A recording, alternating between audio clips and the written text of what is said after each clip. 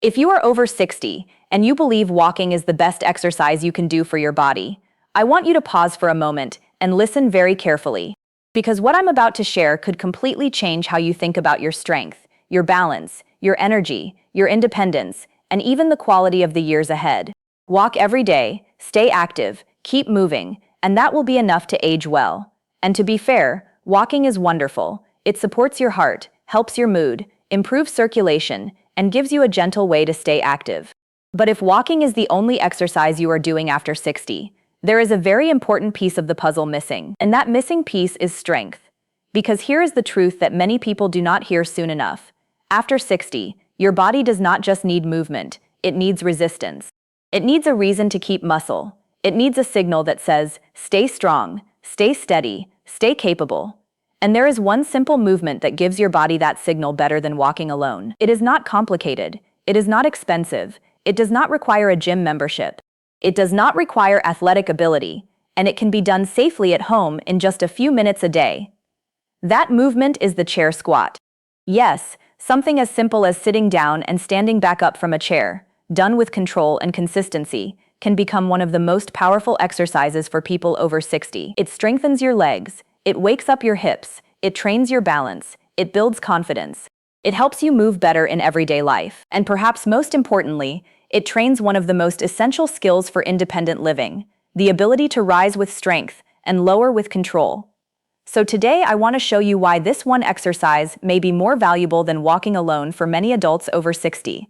How to do it safely, how often to practice it, how to adjust it if your knees or back are sensitive, and how to turn it into a simple daily habit that can genuinely transform the way your body feels.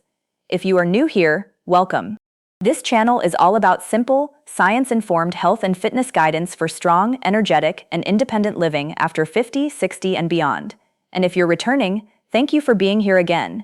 I truly appreciate your time, your trust, and your commitment to taking care of yourself. Now let me ask you something honestly. Have you ever gone for regular walks and still felt that your legs were getting weaker? Have you ever noticed that even if you stay active, you still feel shaky getting up from a chair, climbing stairs, stepping off a curb, or standing for long periods? Have you ever thought, I'm moving every day, so why do I still feel less stable than I used to? If so, you are not imagining it, and you are not alone. Millions of older adults walk every day and still struggle with muscle loss, reduced balance, slower reactions, poor posture, and fatigue. That is not because walking is bad. It is because walking by itself does not challenge the body in the same way that daily life does. Walking is mostly a forward motion activity. It repeats the same pattern over and over. It is excellent for light endurance, circulation, and mental well-being. But it does not place enough demand on your major muscle groups to significantly preserve or rebuild strength, especially as you age. And after 60, strength matters more than most people realize. As we get older, the body naturally begins to lose muscle mass. This process is often called age-related muscle loss, and it affects much more than appearance. Muscle is not just about looking fit. Muscle protects your joints. Muscle helps stabilize your bones. Muscle supports healthy blood sugar control. Muscle gives you the power to catch yourself if you trip. Muscle helps you rise from the toilet, get out of bed, carry groceries, climb steps, and move through life with freedom. Without enough strength, even simple daily tasks begin to feel heavier. That is why one of the strongest predictors of healthy aging is not just how much you move, but how well you can move. Can you stand up confidently? Can you sit down with control? Can you climb a few steps without fear? Can you recover your balance if you stumble? Can you get up from a low chair without needing both hands? These are not small questions. These are independence questions. And that is exactly why the chair squat matters so much. Every time you rise from a chair, you are doing a real-life strength movement. You are lifting a large percentage of your body weight against gravity. Your legs, hips, glutes, and core all have to work together. Your brain has to coordinate the motion. Your balance system has to keep you steady. Your posture muscles have to support your spine. It is practical strength training built into one of the most common movements of everyday life. Walking does not train that pattern in the same direct way. That is why a person can walk every day and still struggle to get up from a soft sofa or low chair. It is not laziness. It is not weakness of character. It is simply that the body adapts to what it practices. And if it never practices standing up with effort, it slowly loses the capacity to do it well. Now, before you think, that sounds good but I'm too old, or "my knees won't allow it," or "I haven't exercised in years." Let me reassure you, the chair squat is one of the most adjustable and beginner-friendly exercises available. In fact, physical therapists often use sit-to-stand training as a foundational exercise in rehabilitation, fall prevention, and mobility programs because it is functional, scalable, and measurable. You are not jumping. You are not twisting. You are not putting yourself in a risky position. You are using a chair for guidance and safety. You control how low you go. You control how fast you move. You control how many repetitions you do. The exercise meets you where you are. And that matters, because sustainable fitness after 60 is not about punishing your body. It is about teaching your body to trust itself again. So let's talk about how to do this movement correctly. Start with a sturdy chair that does not slide. Sit near the front edge of the seat, not all the way back. Place your feet flat on the floor, about hip width to shoulder width apart. Your knees should generally point in the same direction as your toes. Sit tall through your chest. Keep your shoulders relaxed. Look straight ahead, not down at the floor.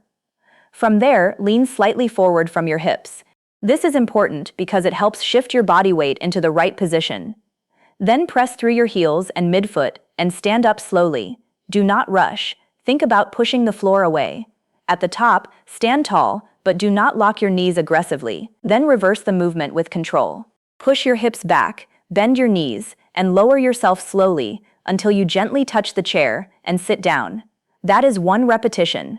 If you need extra support, place your hands lightly on the chair arms or on your thighs at first. That is not failure. That is smart progression. As you get stronger, you can reduce the amount of support you use.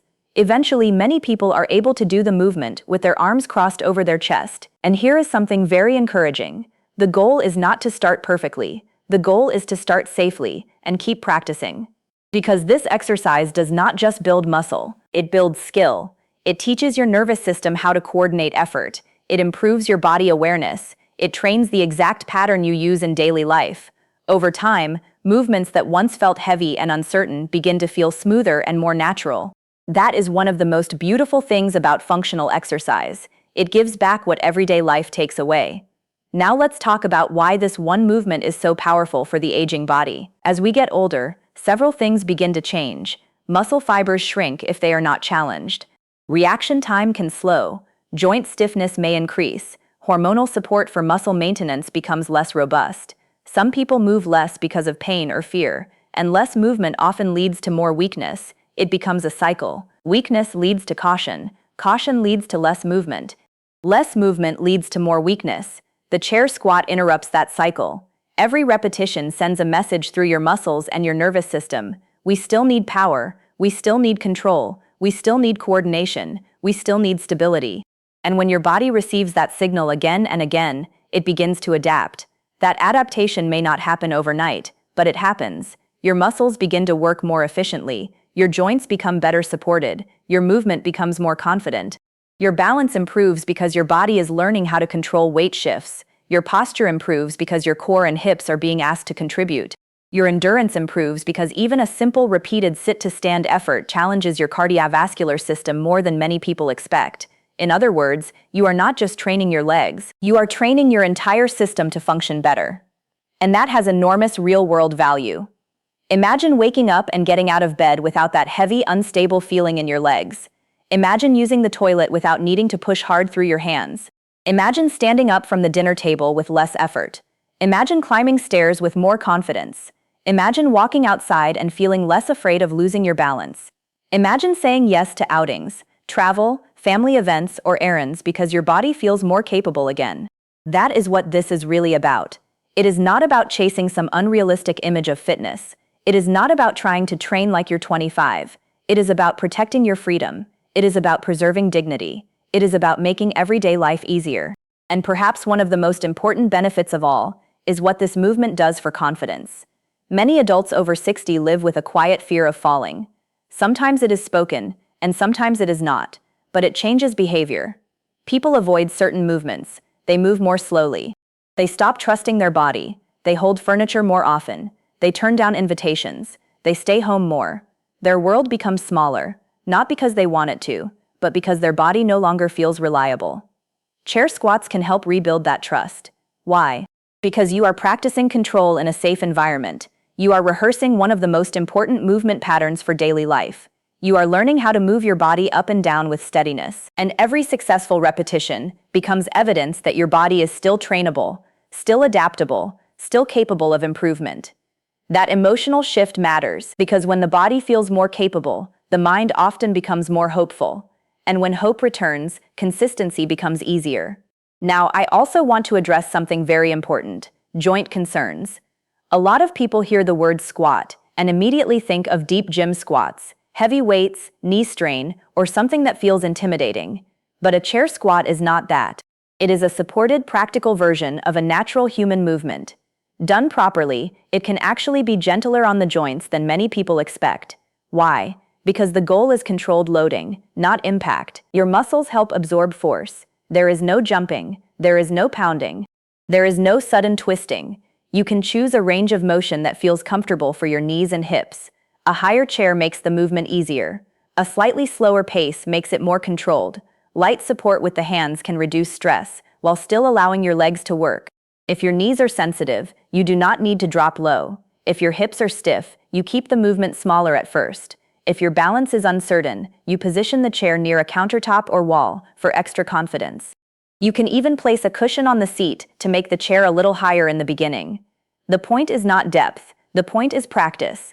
The point is not proving something. The point is improving something. And that is such an important mindset shift, especially later in life. Now you might be wondering, how often should I do this?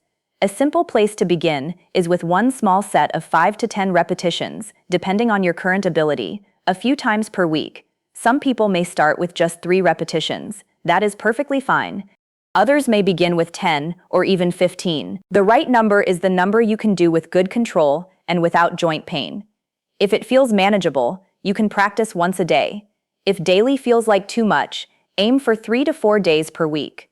The key is regularity, not intensity. And this is where many people underestimate the power of small habits. 5 minutes a day may not sound dramatic, but repeated over weeks and months, it can be life-changing. Your body responds to repeated signals.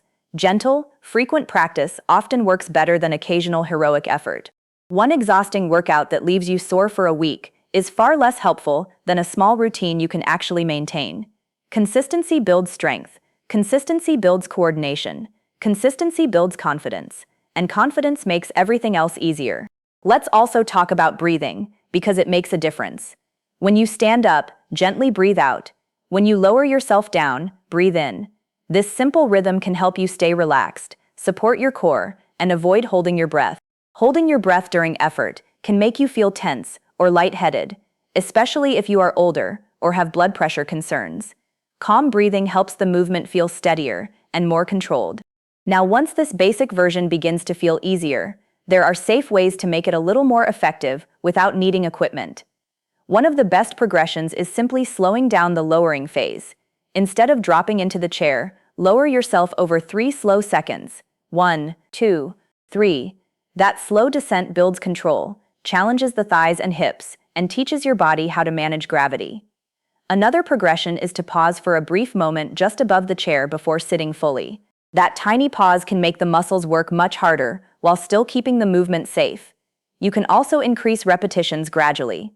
If you start with 5 and that becomes easy, move to 6 or 7. If 10 feels comfortable after a couple of weeks, go to 12. Small increases are enough. You do not need to chase exhaustion, you need to build capacity. Now let's bring walking back into the conversation, because I want to be very clear, walking still matters. Walking is wonderful for circulation, mood, fresh air, light endurance, and mental clarity.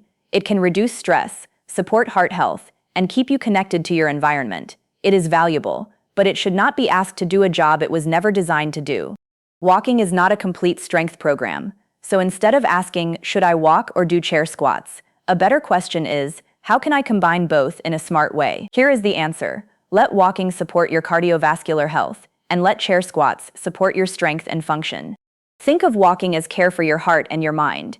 Think of chair squats as care for your muscles, your bones, your balance, and your independence. Together, they create a much more complete approach to aging well. You might do a few chair squats before your walk to wake up your legs. You might do them after your walk, while your body is already warm. You might do them at home on days when you do not feel like going outside. You might add them before breakfast, after brushing your teeth, or during a commercial break in the evening. The easier you make the habit fit into normal life, the more likely it is to stick.